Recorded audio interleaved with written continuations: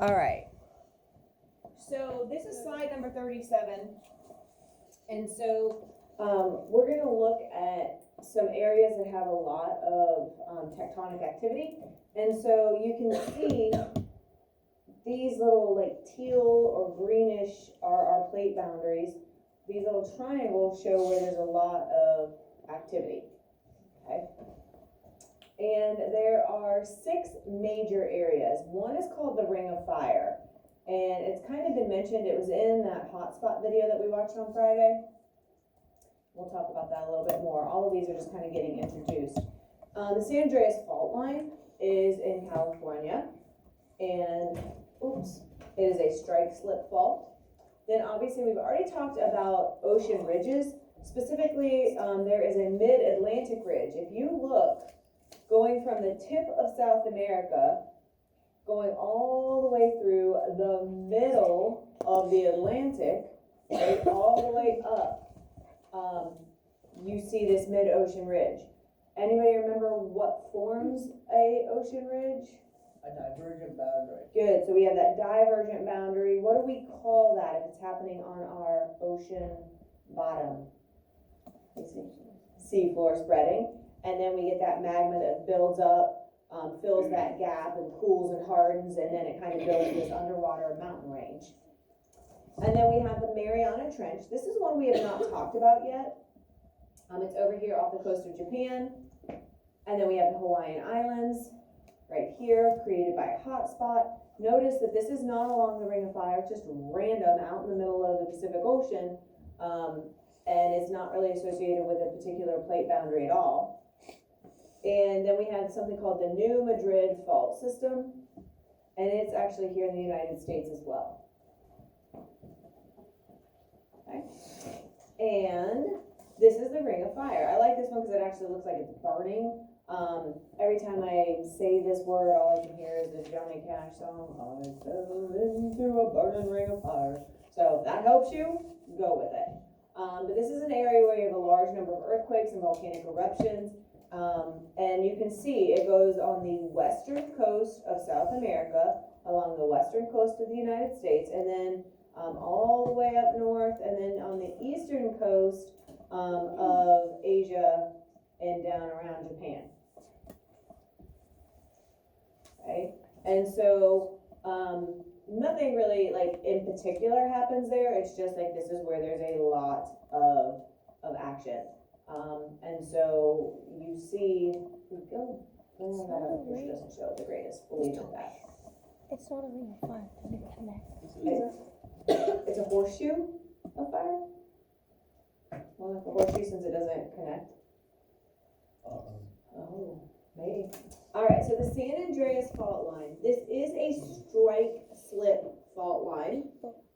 And it happens obviously at a transform plate boundary if it's associated with a strike slip fault. And it extends about 800 miles through California and is responsible for the high number of earthquakes that are found there. It's actually the tectonic plate boundary between the Pacific plate and the North American plate. So these plates are traveling side by side, which is what transform plate boundaries do. And so they're traveling and one slips past the other. And so you can see this open face of the middle of this little mountain or hill, right, used to be together, and then when it couldn't take the pressure anymore and it slipped, it left this face open. So on the back side of this, looking this direction, you would see the open face of this side. So it just kind of slipped past itself. Yes? Is there an actual sign that says not entering the North American plate? Yeah, so I'm not sure if this is obviously it's a joke, but I'm assuming that this is actually a sign that's there. I haven't ever been there. But when I saw that, I thought that was kind of funny because a lot of times, every time you go into a different state, right, it tells you leaving Ohio, entering Kentucky, or leaving Ohio, entering Indiana, right? You get that information. And so they're kind of treating this plate boundary as like a state line. A lot of times, even as you're going into a different county, leaving Morrow County, entering into Knox County, you see a little sign by the side of the road. And so I thought that was just kind of funny that they put that they have that sign. So I'm assuming that the sign is actually there, at that transition point where they know that that boundary actually is, so, if not, it's just still kind of like a funny sign that they took a picture of. But yeah, because remember, we said that's kind of what the boundaries are, like, obviously, state lines are invisible, like, we know roughly where they are. Same thing with the boundaries, like, it's not like there's a chalk line drawn, and we're like, oh, okay, like, we're on this plate or that plate, or in this state or in that state. Okay, so the Mid-Atlantic Ridge, it's that giant underwater mountain range. It extends about 10,000 miles. Well, if you're going from basically the whole length of our globe, okay, that kind of makes sense, right? If you go from north all the way to south. And so it's a curving path from the Arctic Ocean to the southern tip of Africa and South America. Okay, so all the way farthest north to all the way pretty much farthest south. And this is formed, just like Zach said, at a divergent plate boundary. And this is where uplifting of that thin ocean crust occurs, and the convection currents allow magma to rise from the mantle, filling in the cracks and gaps at that sea floor spreading divergent boundary. Oops, sorry. Oh gosh, oh man, it's too touchy. Here we go. And so this is nothing that we haven't already talked about. We've talked about a lot of mid-ocean ridges. This is just a specific one, Mid-Atlantic Ridge. But the same processes that formed it, form this, same features found at any ridge are found at this Mid-Atlantic Ridge. It's just a really, really big one. And you can see it here, right?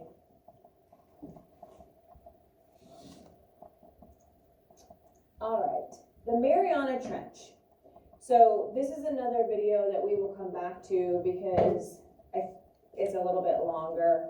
I think. One way or another, we will definitely watch it. It is actually, like I said, it's off the coast of Japan.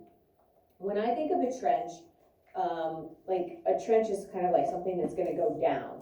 Well, in my mind, I incorrectly always think of this as a divergent boundary, like where it's pulling apart and it leaves a big gap. What actually happens is kind of the opposite of that.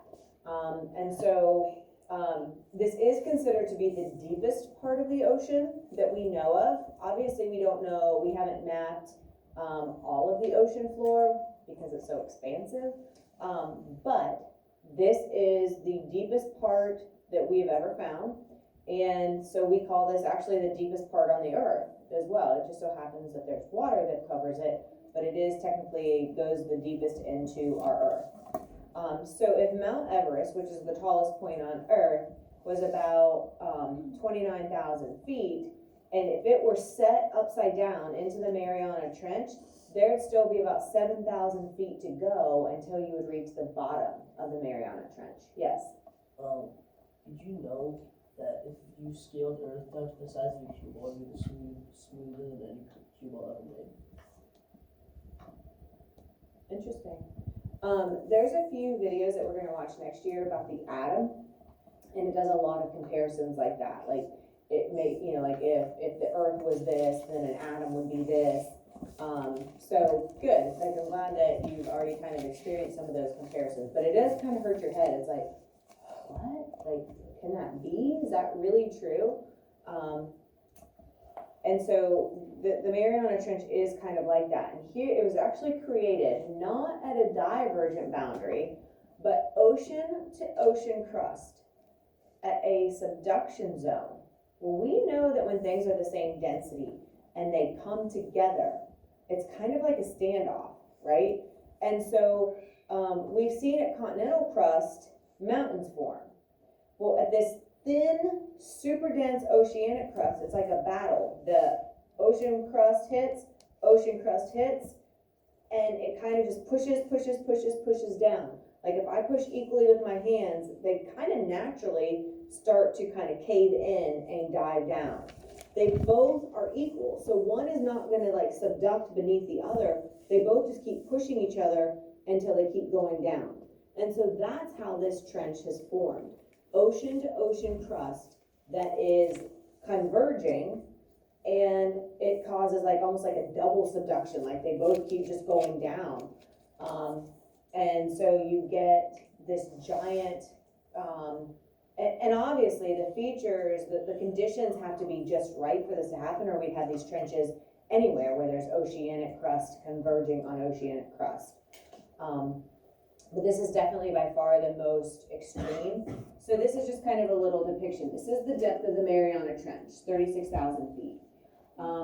This is where they found the actual Titanic, right? About 12,400 feet. And we have been down there. If you've seen the movie Titanic, then, you know, like they have actual footage where they found the wreck and everything. So we have seen that. And then this would be if basically Mount Everest was kind of inverted, and it would be like that mountain would be like right here, and then we still have this extra 7,000 feet or so to go before you would reach the bottom of the Mariana Trench. And we've kind of talked about this because the bottom of the ocean is so cold and so dark, it is very hard for things to live there. Right? And so there have to be very, very, very special adaptations that would allow there to be any kind of living life forms. And the video that we'll watch at some point will kind of show this and show attempts to kind of get down there to see what, if anything, is there. Okay, and so then with the Hawaiian Islands, and we've talked about this. So if here's my hot spot, I know that the plates are traveling in this northwest direction because this hot spot is not moving. And once the plate moves away from that active hot spot, there's no fresh magma to keep feeding the growth of that island, right? And so, you know, as it moves away from that, you know, then obviously the only thing that's gonna happen to it is that island will experience weathering and erosion. Just like that corner or that one side of Oahu that kind of cut loose and that big chunk kind of shifted into the ocean. But there's nothing there to kind of reconstruct or to give more mass to the islands once it's away from that hot spot. Okay. Again, Zach made a good point. He said, aren't the Hawaiian Islands like a shield volcano? It's not like a big giant, they're not formed from a big giant erupting volcano. There are some volcanoes there that will erupt like that, like, you know, your normal, what you're imagining as a volcano eruption. But the shield volcano, it's just like this slow kind of continual almost supply of magma, and that's created from that hot spot. And that one video on Friday showed this really good, is that hot magma's coming out of the inside of the earth, and it reaches the ocean crust. Well, it's super cold because it's the ocean, and it cools it and it turned it black, but it was still had that orange kind of hot magma that you could tell it was still coming up behind it, and it just keeps building and building and building until it builds up above the water level, and then we see that island. But these islands are all gonna be, they're like obviously volcanic islands because they're made from volcanoes. The Galapagos Islands are also volcanic, and I told you in college I went there on our trip to Ecuador. We were on the Galapagos Islands for about 2 weeks, and there were a few of the islands that were solid black. The dirt, the sand, the rocks, everything was black, which is kind of a really, it's just kind of a weird feeling because like it's nothing you've ever experienced, right? Some beaches can be a little darker, but it just depends on, you know, you might have been to a white sand beach, because the rocks in that area are composed more of that material, and so then it makes the white sand instead of like our normal sand like you would see in Florida more, or Myrtle Beach possibly. But black is very unusual. But again, the sand is going to form from whatever type of rocks, and Hawaii and you know, and Ecuador, or off Ecuador, Galapagos Islands, you're going to see that volcanic basalt a lot of obsidian in some of the, specific islands. So you get that different type of sand. And we call the Hawaiian Islands the largest and the most isolated. Like the Galapagos Islands are not really that far off the coast of Ecuador. We took like a tiny little plane and we were only in the air for like 20 minutes. And I'm not sure exactly, I can't remember how many miles, but not very far off of the coast of Ecuador. The Hawaiian Islands are smack in the middle between North America and Asia, right? They're right there in the Pacific Ocean. Okay, and then there's this New Madrid fault system, also called the New Madrid Seismic Zone, NMSZ, which I've heard some of you talking about as you've gone through your vocabulary. This is the most active seismic area that is east of the Rocky Mountains. Obviously, the most active west of the Rockies is the San Andreas Fault Line.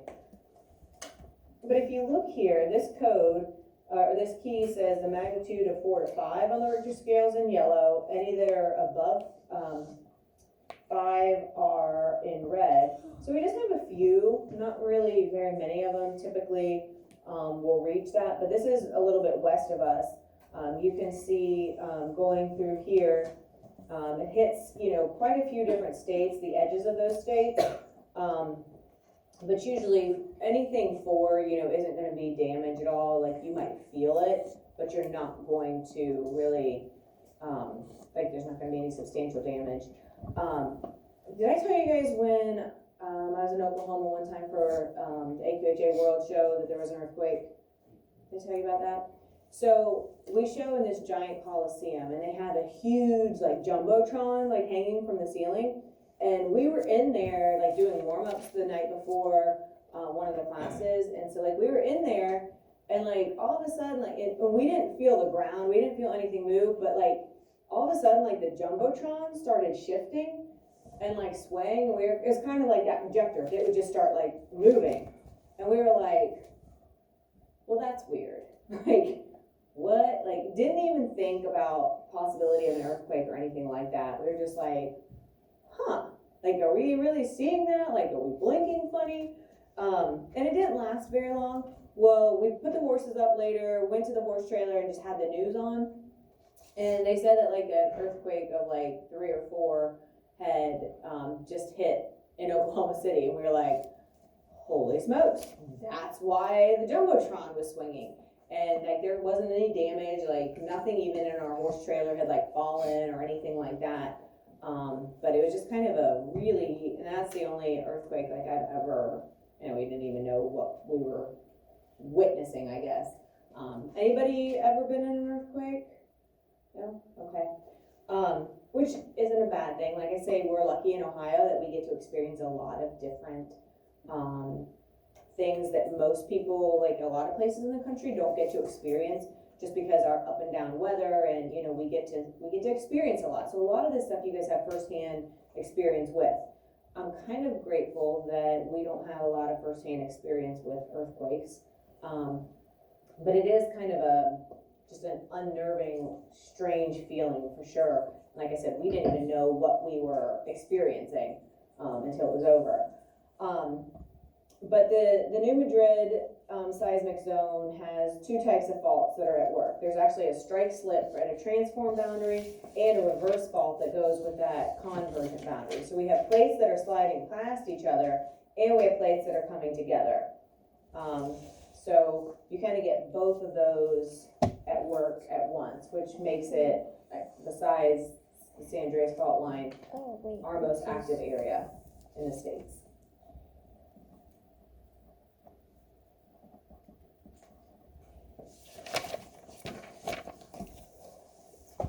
All right, so you're gonna need to, and this is pretty basic, it's just looking at the key and then finding the places that correlate or match. So convergent boundary is gonna look like these little triangles. It kind of reminds me of dinosaur spiky tail, right? Where you have these little triangles are kind of like the spikes. That's showing convergent boundary, convergent collide. And then arrows pointing away from each other, like here and here and here, are divergent divide, right? And then the transform, it kind of, and it's a little bit hard to see because it's small, but it kind of looks like this, where like you have kind of like the two different triangles like that, and they're kind of showing them, it's supposed to be like they're sliding past each other, right? So you might be asked something like, what type of plate boundary is number 1? Well, you would find number 1, and then you would just try to find the symbol that's associated there. So what do you see there? What's that going to be? What do you think, Aiden? At number 1, what kind of plate boundary is that showing? I see 2 arrows pulling away from each other. So which one does that match? And you have the same thing on your paper if it's easier to look there. The second one? Good, the divergent. Good. Right, so it's pulling away. So the divergent is found at boundary number 1. Now, what special feature, one of those 6 that we just looked at, what is going to be found there? So here's Africa, here's North America and South America, right? What is found at that giant divergent boundary? What is that called? That special feature. It's one of our big 6 that we just looked at. What do you think, Jackson? Mid-Atlantic Ridge. All right, let's go to number 3. What type of boundary is found at number 3? What do you think, Fletcher? Convergent collide. Very good. And so over here, this is going to be one of our biggest mountain ranges, and this is the Himalayan mountain range. Himalayan, the Himalayan mountains.